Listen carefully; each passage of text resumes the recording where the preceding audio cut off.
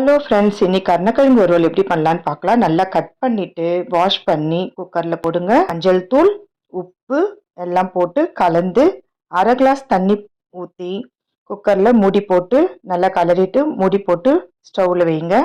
ஒரு விசில் வந்த உடனே ஆஃப் பண்ணிடுங்க.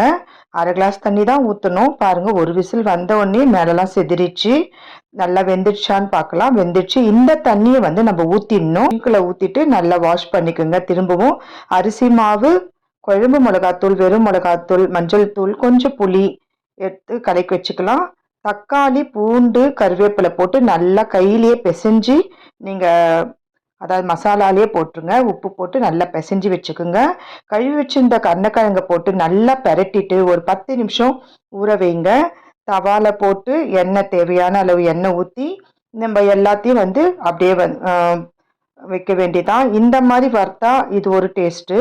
எண்ணெயில் போட்டு பொரிச்சு எடுத்தால் அது ஒரு டேஸ்ட்டு. அவசரம் நம்மளுக்கு அப்படின்னு சொன்னீங்கன்னா எண்ணெயில் போட்டு பொரிச்சு எடுக்கலாம். இது சிம்மில் அப்படியே வேகட்டும்.